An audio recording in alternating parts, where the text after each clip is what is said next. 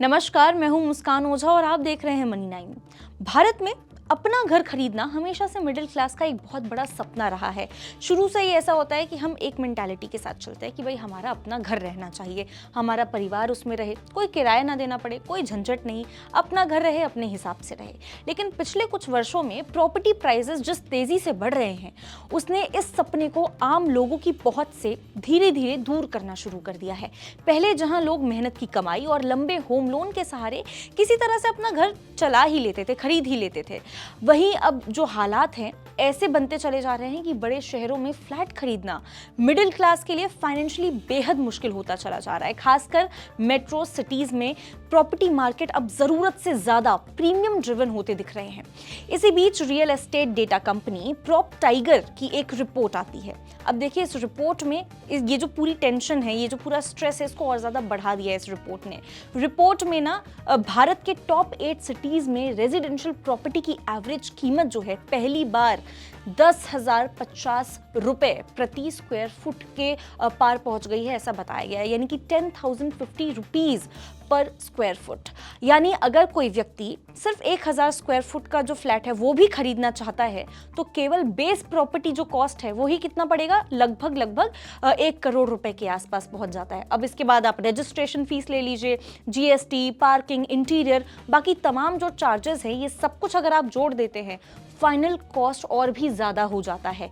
Report के हिसाब से प्रॉपर्टी मार्केट में ये तेजी सिर्फ और सिर्फ डिमांड की वजह से नहीं आई है, बल्कि इसका सबसे बड़ा जो रीजन है वो है प्रीमियम और लग्जरी हाउसिंग सेगमेंट का तेजी से बढ़ना।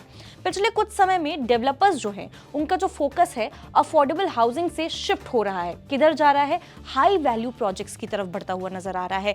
यानी कि अब बिल्डर्स ज्यादा संख्या में सस्ते घर बनाने की बजाय महंगे फ्लैट्स और लग्जरी प्रोजेक्ट्स जो है वो लॉन्च कर रहे हैं, क्योंकि उनमें प्रॉफिट मार्जिन ज्यादा मिलता है। इसी वजह से मार्केट का जो ओवरऑल अगर आप देखें एवरेज प्राइस तेजी से ऊपर जा रहा है। सबसे ज़्यादा असर बैंगलोर, मुंबई, मेट्रोपॉलिटन जो रीजन्स हैं उसमें, और यहाँ तक कि दिल्ली, एनसीआर जैसे जो बड़े मार्केट हैं उसमें देखने को मिल रहा है। बैंगलोर में प्रॉपर्टी प्राइसेस के जो सालाना आधार है उस पर करीब 24.2% तक की बढ़ोतरी जो है वो दर्ज हुई है। देश में सबसे ज़्यादा यहाँ पे रही है इसकी बढ़ोतरी। इसके बाद एमएमआर में करीब यहाँ पे 20% और दिल्ली एनसीआर में 17.6% की तेजी यहाँ पे देखने को मिली है। पुणे में भी एवरेज प्राइस जो है वो लगभग 8,000 प्रति स्क्वायर फुट के करीब यहाँ पे पहुंच चुका है। असल समस्या सिर्फ प्रॉपर्टी प्राइसेस बढ़ने की नहीं है, चिंता ये है कि लोगों की इनकम इस रफ्तार से नहीं बढ़ रही है। जाहिर सी बात है, अगर मेरी इनकम इतनी नहीं है और प्रॉपर्टी के प्राइसेस भागते ही चले जा रहे हैं तो मेरी इनकम और प्रॉपर्टी के प्राइस के बीच में जो गैप है वो बढ़ता जा रहा है। यानी कि सैलरी ग्रोथ और प्रॉपर्टी इन्फ्लेशन के बीच का जो गैप है लगातार बढ़ता जा रहा है।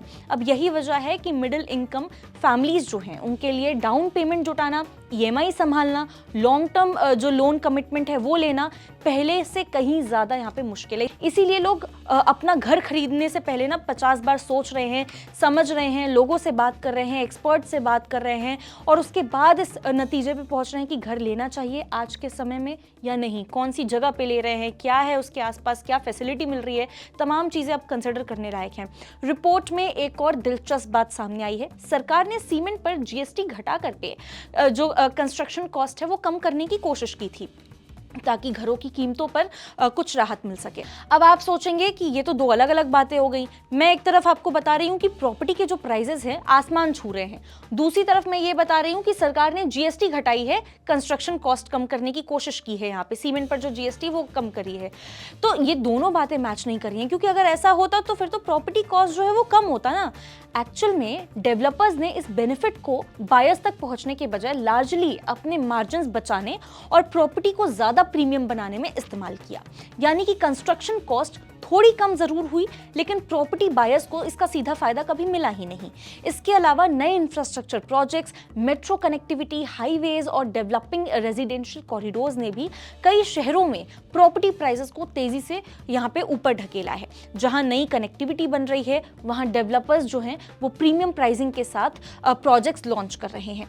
कुल मिलाकर के भारतीय रियल एस्टेट मार्केट अब धीरे धीरे वॉल्यूम मार्केट से वैल्यू मार्केट की तरफ बढ़ता हुआ नजर आ रहा है। यानी कि सब सबसे पहले अगर आप देखें ज़्यादा घर बेचने पर जोर हुआ करता था, फोकस यहाँ था कि कितने ज़्यादा घर बेचे जाएं, लेकिन अब फोकस महंगे घर बेच करके ज़्यादा वैल्यू क्रिएट करने पर है।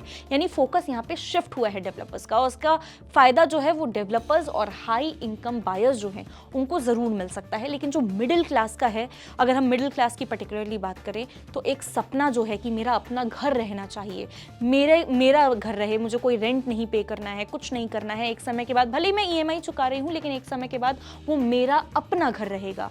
तो ये जो अपना घर खरीदने वाला ये जो सपना है वो कहीं ना कहीं उस सपने से हम दूर जाते हुए नजर आ रहे हैं, क्योंकि आने वाले समय में ये और भी ज़्यादा चैलेंजिंग होगा अगर इसी तरह से प्रॉपर्टी कॉस्ट बढ़ते हुए हमें नजर आए। आप इस बारे में क्या सोचते हैं? क्या कुछ है आपके थॉट्स? आप हमें कमेंट करके ज़रूर बता सकते हैं। ऐसी ही और खबरों के लिए आप विजिट कर सकते हैं हमारी वेबसाइट money9live.com, और आप सब्सक्राइब कर सकते हैं हमारे यूट्यूब चैनल Money9। मिलते हैं आपसे अगले वीडियो में, तब तक के लिए नमस्कार।